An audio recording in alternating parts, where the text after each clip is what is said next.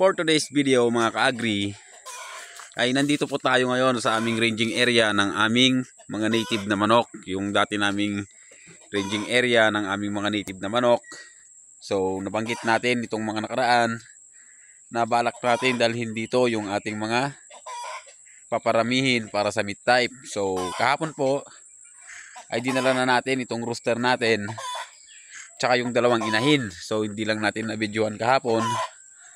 So nandito na po sila. Yung isa nandun po. And then yung isa po doon ay yung ating native na manok. Yun po yung natitirang native natin na isasama natin sa magpaparami sa ating mga alagang manok. So yung rooster natin dito na gagamitin ay yung huluano natin mga ka-agri. So ayan po siya. And then ngayon, yung limang inahin natin na mga RTL ay inakyat din po natin sila mga ka-agri ngayon. So papakawalan na po natin sila at dito na po sila magpaparami mga ka-agri. So yun po yung sinabi natin na gagawin natin dito sa ating mini farm, ay magpaparami ulit tayo dito ng ating mga alaga mga ka-agri. So ito na po yung umpisa mga ka-agri, nagdadala na po tayo ng ibang manok. So ito yung paparamihin natin dito mga ka-agri. Then ito, may 5 piraso na RTL. So, napakagaganda po nila mga ka-agri. Bali ito po ay resulta sa crossbreeding mga ka-agri sa Decal Brown at saka sa Brahma. So, ayan po, bali may paa po siya. Ay may balahibo po sa kanyang paa. So, ayan po siya. Ito po yung mga resulta mga ka-agri ng ating pagko-crossbreeding. So gagawin po natin silang inahin para sa ating meat production. So ayan po sila mga ka-agri.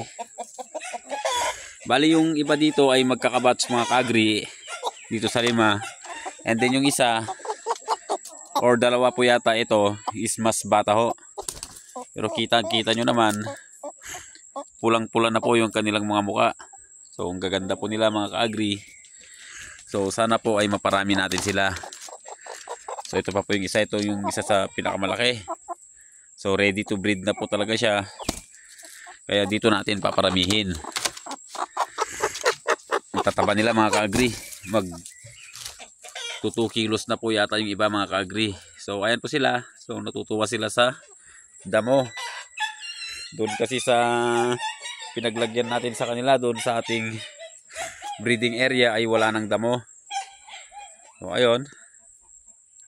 Bali mayroon tayo ngayong 8 inahin dito, tapos yung isang rooster, tapos yung mga ibang manok pa natin doon mga ka-agri.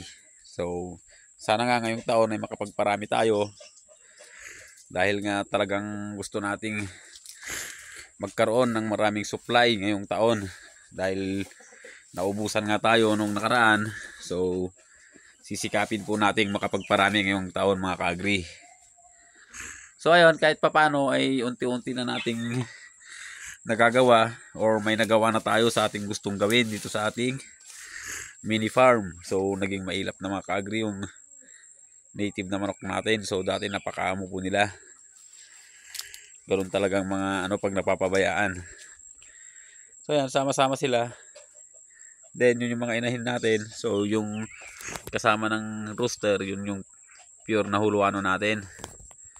So yung itlog niya pala mga ka-agri ay in-incubate ko na.